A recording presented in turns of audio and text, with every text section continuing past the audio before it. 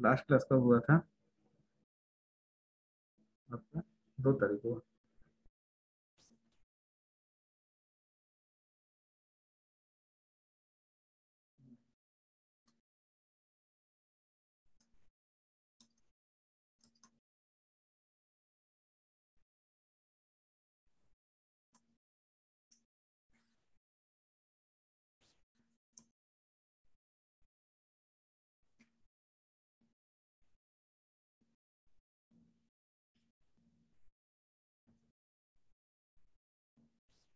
Input output organisation, CPU interface, input output interface, input output bus commands.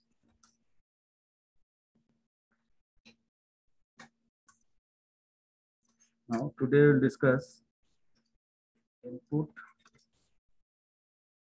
output interface unit.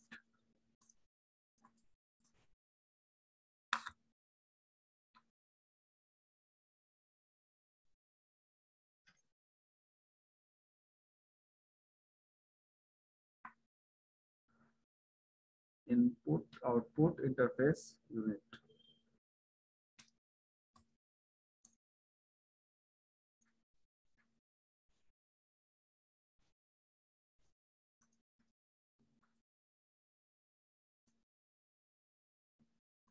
तो input output interface unit basically जो हम लोग discuss किए, CPU और peripheral devices के बीच में जो भी आपका इंटरफेस यूज होता है, that is the input output interface and there is peripherals. More than one होगा तो number of input output interface is used to connect the particular peripheral devices. Now today we'll discuss this section, input output interface. What is the internal architecture of that interface unit? So first of all we just draw the block diagram.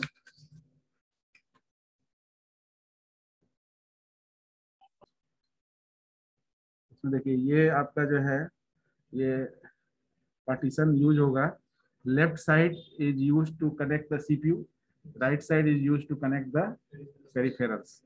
तो आपका right side में क्या है, it is use to input output device, to input output device, और इधर left side to CPU. यानी कि ये जो इनपुट आउटपुट इंटरफेस है इसके लेफ्ट में सीपीयू होता है, राइट में पेरिफेरल होता है। तो ये जो इंटरफेस लाइन हम लोग यूज करेंगे इसके लेफ्ट में सीपीयू से कनेक्शन होगा, राइट में हमारा इनपुट आउटपुट डिवाइसेस या पेरिफेरल से कनेक्शन होगा। Now in this input output device section there is 2 data port, है ना। अब 2 डेटा पोर्ट आपका है जिसको हम लोग यहाँ नाम देंगे पोर्ट ए, पोर्ट बी, ठीक है। और इसमें एक कंट्रोल रजिस्टर होता है और एक आपका स्टेटस रजिस्टर होता है जो डिवाइस का स्टेटस बताता है। Status register and control register, these are the 4 components available in the right part of the particular interface unit. अब ये आपका क्या है, these are connected with the interface.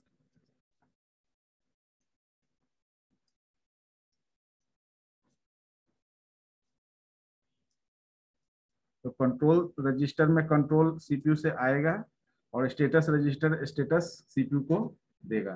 तो इसका जो डायरेक्शन होगा ये आउटवर्ड होगा इस एंगल से और इसका इनवर्ड, ठीक है। तो ये आपका सेक्शन हुआ। अब यहाँ से आपका जो पोर्ट है वो कैसे कनेक्ट होगा डिवाइस से, तो ये आपका हो गया इनपुट आउटपुट डेटा, क्योंकि ये दोनों डेटा पोर्ट है। ये भी आपका हो गया input output data.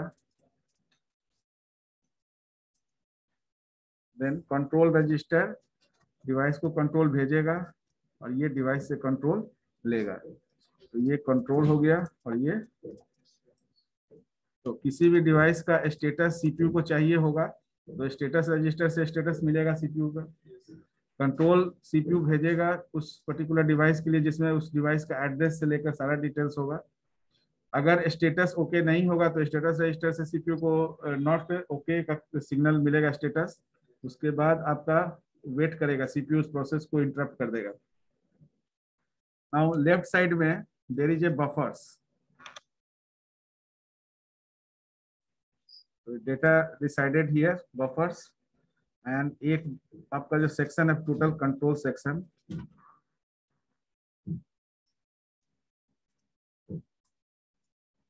This control section contains CS. There is RS1, RS0. So register select, CS is the chip select. क्या रोल है अभी हम लोग डिस्कस करेंगे। तो first one is the chip select. Chip select का मतलब कि जब सीपीयू किसी डिवाइस जब सेलेक्ट करेगा तो चिप सेलेक्ट आपका ऑन होगा उस डिवाइस के लिए जब उस पर्टिकुलर डिवाइस का एड्रेस सीपीयू सेंड करेगा। तो चिप सेलेक्ट आपका जब होगा तभी आपका कोई ऑपरेशन होगा। देन रजिस्टर सेलेक्ट आपका है, ये दो आपका रजिस्टर सेलेक्ट है, RS1 और RS0। Register select and then there is a control. ये आपका टोटल सेक्शन को हम लोग बोलेंगे टाइमिंग एंड कंट्रोल यूनिट।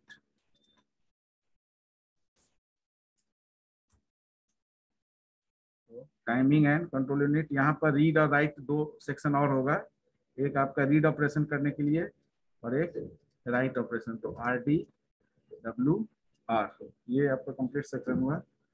अब ये डेटा से जुड़ा हुआ है, थोड़ा सा डायरेक्शन थोड़ा और नीचे रहता है ये डेटा से।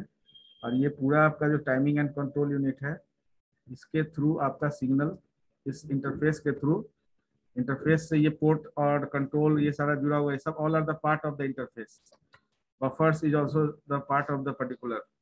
ये जो आपका control timing and control unit है इससे आपका सीपीयू कनेक्टेड है, ठीक है ना। तो ये पूरा सेक्शन सीपीयू से कनेक्ट होता है, ये पूरा सेक्शन आपका इनपुट आउटपुट डिवाइस से। यानी इनपुट आउटपुट इंटरफेस में दो सेक्शन है, एक लेफ्ट साइड है एक राइट साइड है। Left side is connected with the CPU and right side is connected with the input output device. जो एक्सटर्नल आप कनेक्शन देखते हैं जिससे डिवाइस कनेक्ट करते हैं वो आपका राइट साइड हुआ, और जो इंटरनल है वो इनपुट लेफ्ट साइड से सीपीयू से कनेक्टेड होता है। तो यहाँ से इंफॉर्मेशन इनपुट आउटपुट इंटरफेस को गया, फिर वहां से इंफॉर्मेशन कहाँ गया, आपके सीपीयू तक पहुंचा। अब इसमें आपका बेसिकली रोल होता है किसका, बसेस का। RD is the read, input output read और input output write, interface unit. बस इसको ड्रॉ कर लीजिए, ऐसे हम शेयर कर देंगे, ठीक है। हाँ कर देंगे। अब इसमें जो है चिप सेलेक्ट के लिए जो एक टेबल यूज होगा CS, और रजिस्टर सेलेक्ट के लिए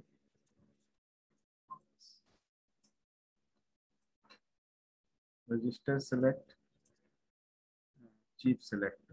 रजिस्टर सेलेक्ट में हो गया RS1 और RS0।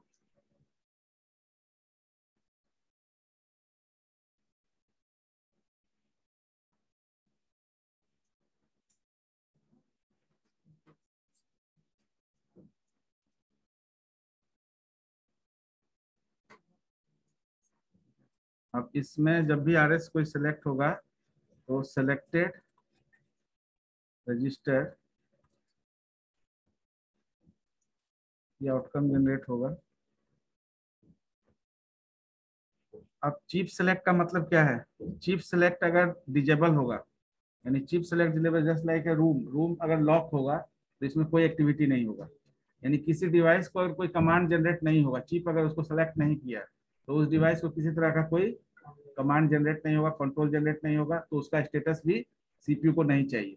स्टेटस उसी का चाहिए जिस डिवाइस का यूटिलाइजेशन सीपीयू किसी प्रोसेस को एग्जीक्यूट करने के लिए करेगा। तो चिप सेलेक्ट अगर 0 है तो RS1 और RS0 इसके वैल्यू का कोई मतलब नहीं है, और आपका कोई भी रजिस्टर सेलेक्ट नहीं होगा। रजिस्टर का मतलब कि status control data register, port A port B कब कौन होगा, पोर्ट A पोर्ट B दो डेटा रजिस्टर हो गया, और कंट्रोल रजिस्टर एक स्टेटस रजिस्टर है। तो कब कौन सा रजिस्टर यूज होगा, सेलेक्ट होगा, वो डिपेंड करेगा। अब यहाँ पर कितना कॉम्बिनेशन, RS1 और RS0 कितना है, 2 है, तो 2 के लिए 4 कॉम्बिनेशन बनेगा। इसका मतलब है उस चारों कॉम्बिनेशन के लिए चिप सेलेक्ट आपका ऑन रहेगा। केवल 0 रहेगा तो कोई एक्शन नहीं होगा। तो 4 कॉम्बिनेशन क्या बनेगा, RS1 और RS2 का जैसे हम लोग बनाते हैं 4 का, तो 2 बार 0, 2 बार 1, 0 1। तो अब आपका चिप सेलेक्ट ऑन है और ये दोनों 0 है, यानी रजिस्टर सेलेक्ट 1 और रजिस्टर सेलेक्ट 0 अगर 0 है, तो उस समय ये स्पेसिफिक रजिस्टर, डेटा रजिस्टर आपका यूज होगा पोर्ट ए। अगर 0 1 है तो आपका पोर्ट बी। अगर 1 0 है तो कंट्रोल रजिस्टर, और 1 1 है तो आपका स्टेटस रजिस्टर। तो these are the 4 register, 2 data register and 1 control and 1 status register. These registers are selected whenever the combination for RS1 and RS0 is 0 0 0 1 1 0 or 1 1. In all the combination, the chip select must be on. Chip select आपका on होना चाहिए। Chip select अगर of होगा तब किसी तरह का combination पर कोई काम नहीं होगा। इसलिए इस 0 के लिए वो 4 कॉम्बिनेशन भी आप दिखा सकते थे, यानी कि यही चारों कॉम्बिनेशन 0 0 0 4 बार होगा, तो उस 0 का इम्पैक्ट उस चारों कॉम्बिनेशन पर कुछ नहीं होगा। इसलिए एक ही बार 0 अगर हो गया, इसका मतलब RS1 RS0 का कोई कॉम्बिनेशन यहाँ काम नहीं करेगा, इसलिए क्रॉस कर दिया गया और किसी तरह का रजिस्टर भी सिलेक्ट नहीं होगा। तो ये पर्टिकुलर हमारा टेबल जो है, ट्रूथ टेबल के बेसिस पर यहाँ पर डेटा एलोकेशन होगा। इस पर्टिकुलर में बफर्स क्या है, आपका डेटा रिसाइडिंग एरिया है। रिसाइडिंग एरिया, बफर में आपका डेटा होल्ड होगा, टेम्पोररी डेटा होल्ड होगा, क्योंकि जो भी डेटा आप यहाँ सेंड करेंगे वो बफर के थ्रू आपका जो है, अब ये क्या है आपका बफर जो है, ये बाई डायरेक्शनल रजिस्टर है। डेटा रजिस्टर का काम करता है बफर, तो it is a bidirectional register. तो it works as a data register. तो बफर्स कोई है क्या, तो buffers works as a data register. तो data register is bidirectional, तो ये आपका बाई डायरेक्शनल रहेगा, ठीक है ना। Now just take the description. तो अब यही चीज जो है, इसी को हम लोग को नोट करना है पहले, कि in the particular input output interface how many data register, how many control status, and what is the functioning of timing and control unit. You just mention in the above block diagram of input output interface unit,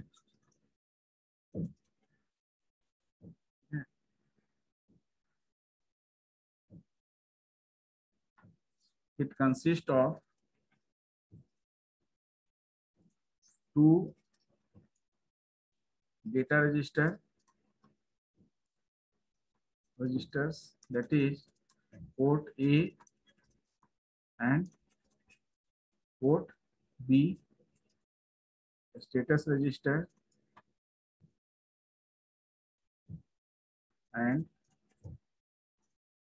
control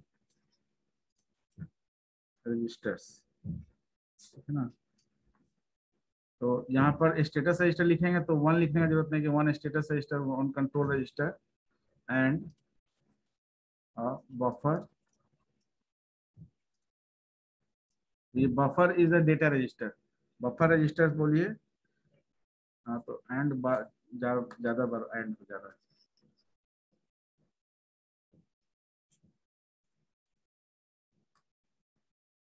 data 2 data register, status register, control register, buffer register and timing and control. अब basically अब ये जो 4 component, 5 component, 6 component जो डाले, इसमें port A B का क्या role होगा, what do you think, data register का क्या रोल होगा। हाँ, डेटा को लेना है। तो सबसे पहले कि आपका क्या है, कि interface unit, input output interface unit uses bidirectional bus to communicate with the CPU. CPU से कम्युनिकेट करने के लिए बाई डायरेक्शनल बस यूज करता है। वो बाई डायरेक्शनल बस किससे जुड़ा रहता है? बफर से। बफर जो है वो डेटा रिसाइडिंग एरिया है, तो वहां से आपका बाई डायरेक्शनल बस है जहां से आपका सीपीयू तक इंफॉर्मेशन जाता है। ये जो डायग्राम हम लोग बनाए, इस डायग्राम में कहीं सीपीयू अभी इसके बाद है, ठीक है ना। ये इंटरनली इस पूरे इनपुट आउटपुट इंटरफेस का ये डायग्राम है, ठीक है। अब इस पर्टिकुलर सेक्शन से आपका सीपीयू जुड़ा होगा, यानी यहाँ पर कहीं सीपीयू होगा, ठीक है ना। और इसके राइट साइड में यहाँ पर कहीं पेरिफेरल्स होगा। पेरिफेरल्स आपका यहाँ से जुड़ा। ये इंटरनल आर्किटेक्चर आपका इनपुट आउटपुट इंटरफेस का, इनपुट आउटपुट इंटरफेस के अंदर, यानी इस पर्टिकुलर सेक्शन के अंदर जो आपका डिटेल्स है। अब इसके लेफ्ट में जो है वो सीपीयू जुड़ा हुआ है और राइट में पेरिफेरल जुड़ा हुआ है। तो ये इसमें कहीं पेरिफेरल नहीं अवेलेबल है, यहाँ से पेरिफेरल राइट में आगे से जुड़ेगा, यहाँ से लेफ्ट में सीपीयू जुड़ेगा। इसलिए 2 सीपीयू और 2 इनपुट आउटपुट डिवाइस मेंशन किया गया है। नाउ क्या बोलिए? Bidirectional bus to communicate with the, हाँ, to communicate with the CPU. तो अब इसका various component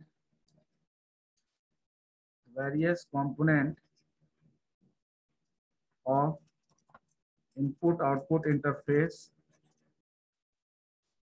unit is as follows. सबसे पहला हम लोग डिस्कस करते हैं timing and control unit. What do you think, what is the role play by this section? Timing and control unit ये क्या काम करता होगा? तो इसमें जितना भी चीज है पर उसी को डिस्क्राइब करिएगा, उसी को। जैसे चिप सेलेक्ट है, तो what is the use of chip select? What do you think? Sir हमेशा इसका स्टेटस 1 होना चाहिए। हाँ, ये एक तरह का क्लॉक बोल सकते हैं। Chip select is the clock, ठीक है ना। तो if it is on then only further proceeding is occur. If it is off, no proceeding, no register will be selected for any types of operation. So just like if your room is unlocked, then after you can utilize that room. If the room is locked, no option to utilize that room, ठीक है ना। In any way, किसी भी तरीका से आप room utilise नहीं कर सकते। आप कहीं होटल में गए, रूम बुक हुआ, कर लिए, चाबी आपको नहीं मिला, चाबी उस रूम का अवेलेबल ही नहीं, तो बुकिंग आपका ट्रांसफर होगा और नहीं तो कैंसिल होगा, यही होगा। अगर दूसरा रूम नहीं होगा तो कैंसिल होगा, अगर दूसरा रूम होगा तो आपका रूम ट्रांसफर होगा, क्योंकि रिसोर्स अनअवेलेबल है। तो यहाँ पर भी चिप सेलेक्ट उसी तरह का काम कर रहा है। चिप सेलेक्ट का मतलब हुआ कि जब चिप सेलेक्ट किसी पर्टिकुलर डिवाइस के लिए आपका ऑन होगा, आपके बैच के पूनम कुमारी,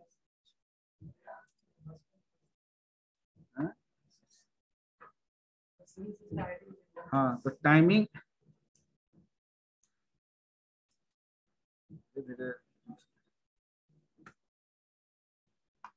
एंड कंट्रोल यूनिट में सबसे मेन रोल प्ले करता है आपका चिप सेलेक्ट।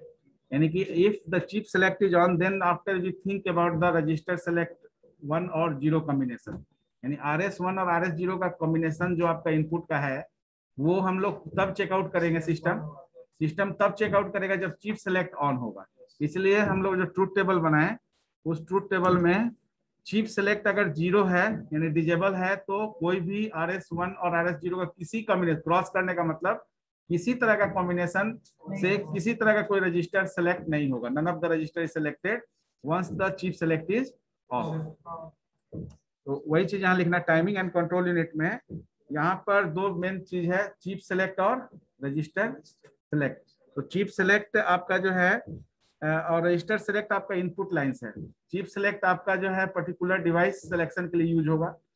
तो you can mention here the chip select और CS and register select, that is RS1, RS0 is a input lines, you can say input lines in timing and control unit. Input line इसलिए है कि chip select आपका input, यानी कि इस chip select को on करना होगा। तो इनपुट का वैल्यू अगर 0 होगा तो चिप सेलेक्ट ऑफ है, अगर इनपुट आपका वैल्यू 1 होगा तो चिप सेलेक्ट ऑन है।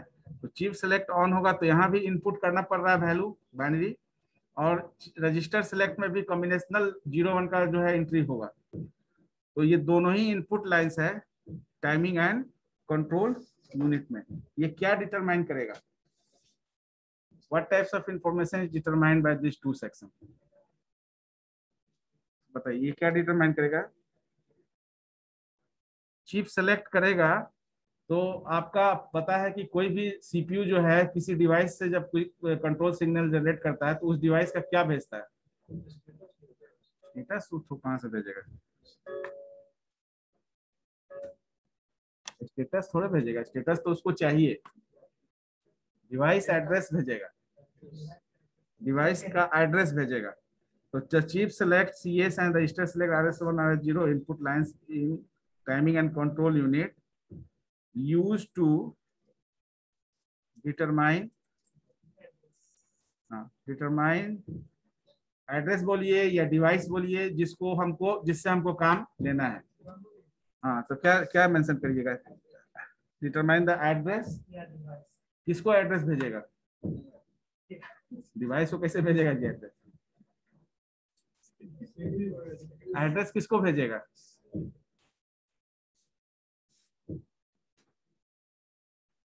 सपोज हम बोल रहे हैं मुकेश झा को बोलो खड़ा होने के लिए, स्टैंड अप, सिट डाउन। ये क्या हुआ? मुकेश झा और मेरे बीच में ये इंटरफेस है, तो हम इंस्ट्रक्शन किसको भेजे? तो एड्रेस किसको भेजेंगे? सीपीयू किसको भेजेगा? इंटरफेस से जाएगा ना उस डिवाइस को, जिस डिवाइस से कनेक्टेड होगा। तो यहाँ क्या होगा? Unit use to determine the address, ठीक है ना, टू द इंटरफेस। तो the chip select and register select input lines in timing and control unit use to determine the address assigned to the input output interface। क्या नहीं बोलेंगे क्या example sir बहुत बढ़िया लगता है। हाँ, तो अब कहीं पर भी आप अगर डायरेक्ट कम्युनिकेट नहीं कर पा रहे तो यहाँ क्या है? सीपीयू डायरेक्ट कम्युनिकेट नहीं कर पा रहा है,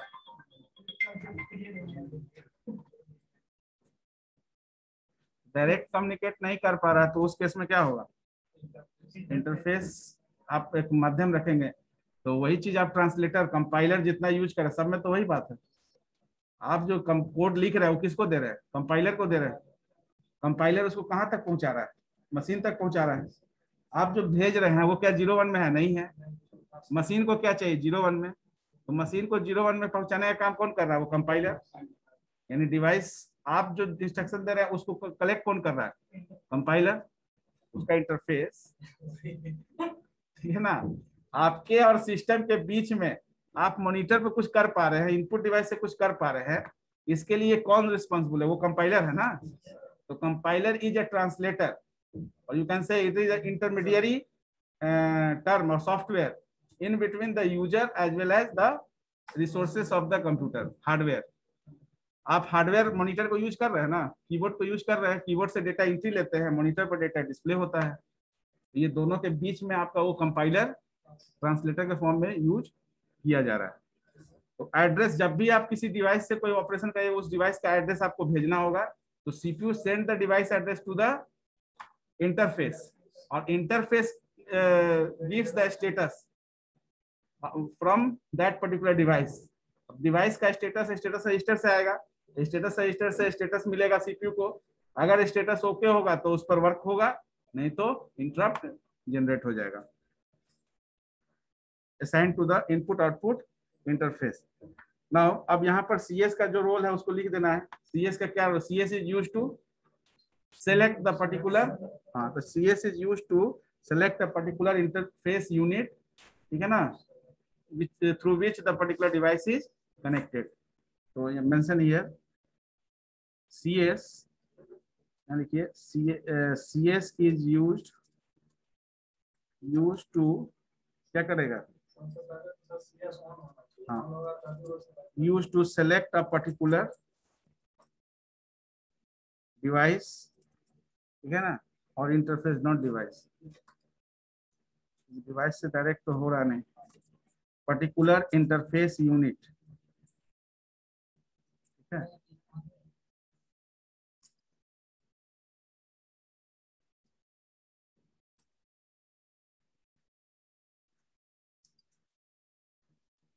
CS is used to select a particular interface unit. Or what about the RS1, RS0 and 1? What is the functioning of this? इसका क्या काम है? हाँ, it is used to select one of the many combination. यहाँ पर 4 combination बन रहा है ना, उसमें से कोई एक कॉम्बिनेशन, यानी कि it is used to select any combination, select any combination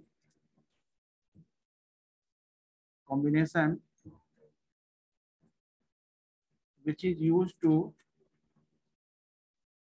select any register, यानी out of 4 register, main register आपका क्या है? Port A, port B, status और कंट्रोल रजिस्टर। तो ये 4 में से कोई एक रजिस्टर को सेलेक्ट करने के लिए इसका कोई कॉम्बिनेशन रिस्पॉन्सिबल है। तो it is use to select any combination which is use to, या which is further use to, which is further use to select any register.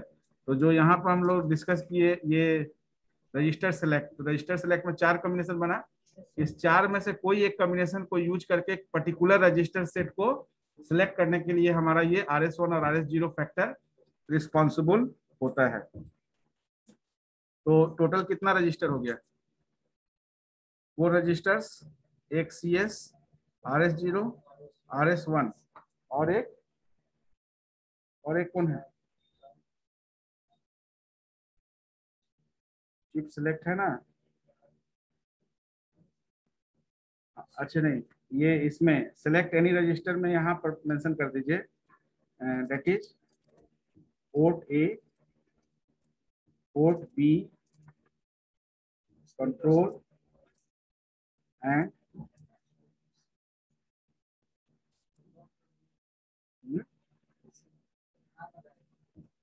Of करते हैं। system आपका चलेगा, तो आ गया इसको, आप भी कभी लॉक में फंस जाइएगा। हाँ नहीं, 15 मिनट तक अलाउ होना चाहिए।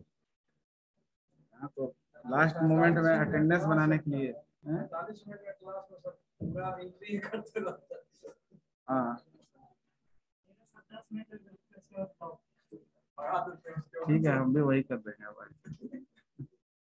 लॉक करने का हो सकता है कोई ट्रैफिक में कहीं पर भी हो, इसलिए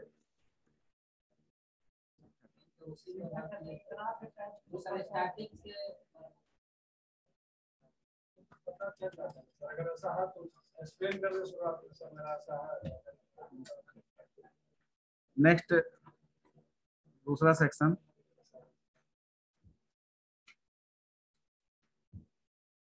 ऑफलाइन वाले ऑनलाइन पढ़ा भी हो गए।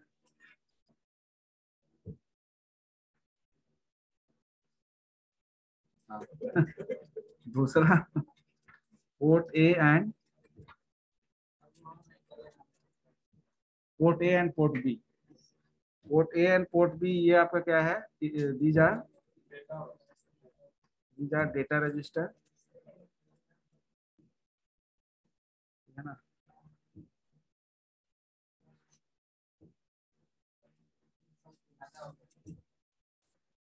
1 साल से ज्यादा हो गया। अब तो सब ये काम नहीं चल रहा इट इज यूज टू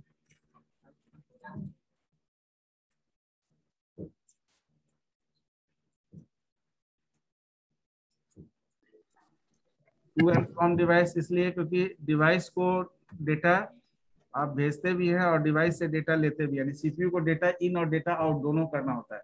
तो जो भी डेटा आउट करता है वो पोर्ट ए और पोर्ट बी के थ्रू ही आउट होता है, और इन भी जो डेटा होता है वो भी पोर्ट ए और पोर्ट बी का यूज करके ही होता है। तो ये दो रजिस्टर्स आपका पोर्ट ए और पोर्ट, आवाज जा रहा है?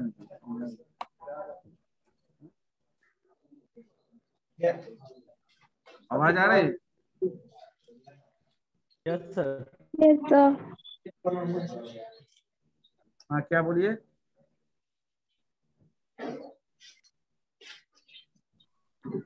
ठीक है ना, तो it is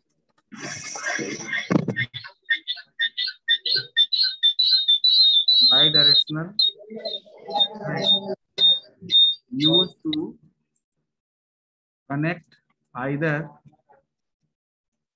input or output device. इसलिए दोनों, क्योंकि आप मॉनिटर पर डेटा देखते हैं, प्रिंटर पर डेटा प्रिंट निकालते हैं, इनपुट डिवाइस से डेटा लेते हैं।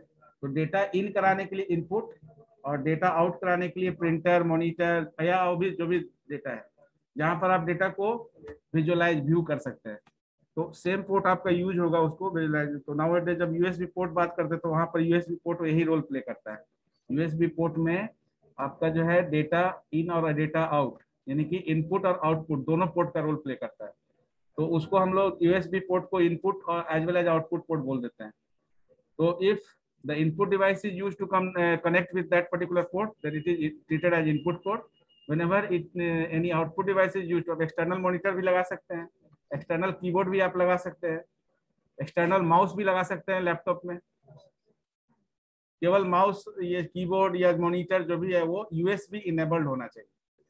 तो that's why it is a by directional, यानी कि इनपुट के लिए भी और आउटपुट के लिए, दोनों पर्पस के लिए आपका यूज होगा। Now third section is control register. अब बेसिकली जो भी आपका सीपीयू कंट्रोल जनरेट करेगा, वो कंट्रोल आपका डिवाइस तक पहुंचाने के लिए ये कंट्रोल रजिस्टर रिस्पॉन्सिबल होगा। तो whatever control generated by the CPU, it is transferred to the device through this particular register. यानी the CPU transfers the control information to the device or peripheral, you can say, through this control register. So you just mention here the CPU transfers the control information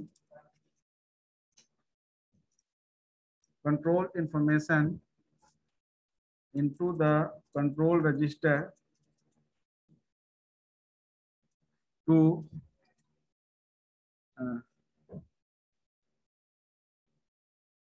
generate the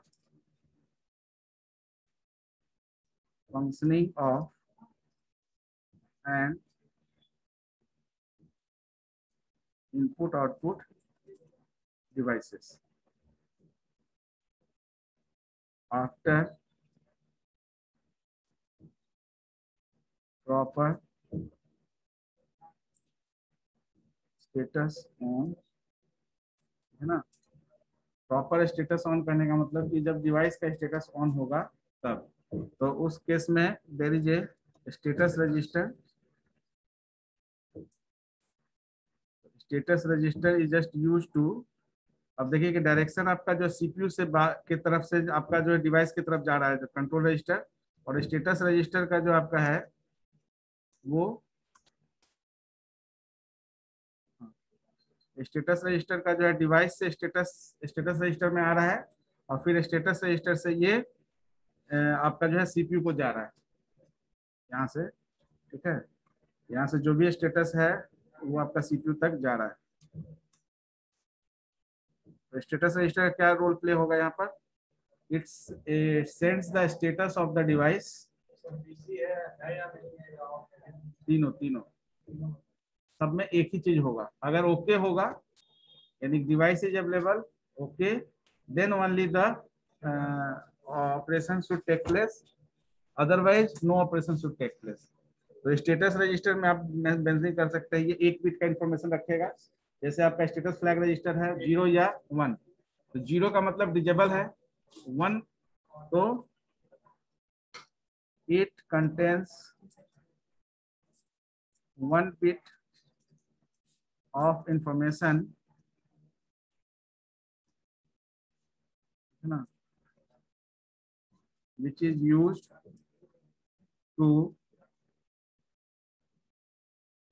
send the status of device to the CPU for further operation। Further operation initiation कर सकते हो, for further operation initiation. Further operation initiate होगा या नहीं होगा वो depend करेगा status पर। अगर 1 बिट इसलिए कि इसका वैल्यू 0 या 1 हो सकता है। 0 का मतलब कि डिजेबल है, 1 का मतलब कि इनेबल हो गया। इनेबल होने का मतलब कि डिवाइस इज रेडी, तो स्टेटस इज रेडी। जैसे प्रिंटर को प्रिंट कमांड देते हैं, देखिए प्रिंटर पहले रेडी शो करता है, इनिशियलाइज करता है, फिर रेडी होता है। रेडी करने का मतलब कि सीपीयू को रेडी स्टेट चला गया। जैसे ही रेडी स्टेट जाएगा तो जो कंट्रोल है वो इनिशिएट हो जाएगा। तो जो डेटा वो भेजा है, जैसे प्रिंट कमांड दिया, तो पोर्ट ए और पोर्ट बी के थ्रू वो डेटा अब आउट होना शुरू होगा। कैसे होगा? तो प्रिंटर के थ्रू। अगर देखना चाहते हैं तो मॉनिटर पर दिखेगा, ठीक है ना। डिस्प्ले करना चाहते हैं तो मॉनिटर पर, उसका हार्ड कॉपी निकालना चाहते हैं तो प्रिंटर से डेटा आउट होगा। तो डेटा आउट आपका जो है वो मॉनिटर पर भी हो सकता है, क्योंकि स्टैंडर्ड आउटपुट डिवाइस मॉनिटर है। प्रिंटर एसोसिएट सपोर्टिव है, यानी कि अगर हार्ड कॉपी चाहिए तो प्रिंटर, अदरवाइज सॉफ्ट वर्जन आपको मॉनिटर से हो जाएगा, ठीक है ना। There is no need to use that additional. तो नेक्स्ट क्लास में हम लोग डिस्कस करेंगे मोड्स ऑफ डेटा ट्रांसफर, ठीक है। जस्ट मेंशन कर दे रहे हैं मोड्स ऑफ डेटा ट्रांसफर। ये एक बार आप देख के आइए, क्योंकि ये चीज भी हम लोग डिस्कस किए थे। हाँ, मोड्स ऑफ डेटा ट्रांसफर। तो यहाँ पर 2 तरह का मोड हम लोग डिस्कस करेंगे। पहला प्रोग्राम, ये हम लोग फर्स्ट ईयर में भी पढ़े थे, प्रोग्राम इनपुट आउटपुट, और एक आपका डीएमए। प्रोग्राम इनपुट आउटपुट में 3 सेक्शन होता है। पहला सेक्शन सिंक्रोनस, दूसरा asynchronous,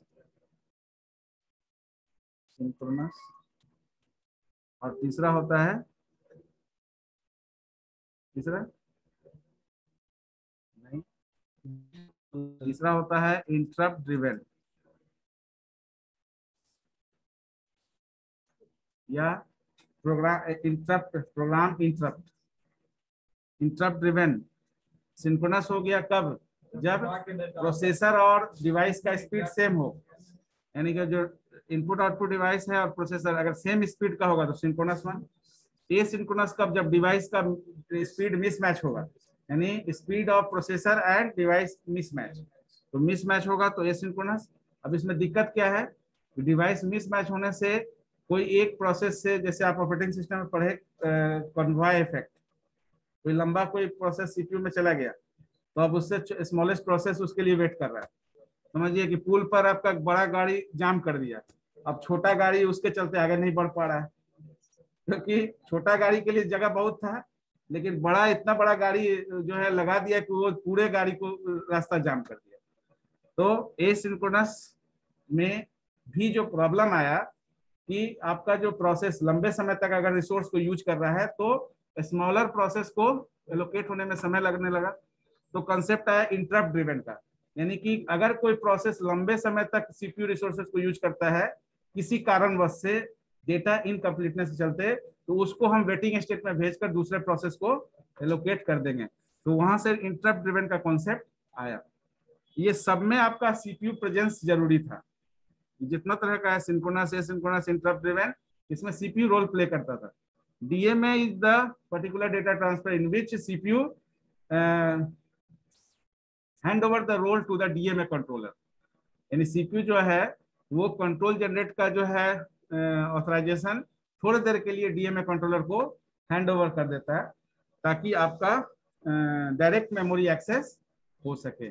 in between memory and peripheral no CPU intervention और CPU interference occur whenever DMA session is initiated. तो next class you just go through, because हम लोग already discuss किए थे, इस टॉपिक को एक बार पढ़ के आएंगे।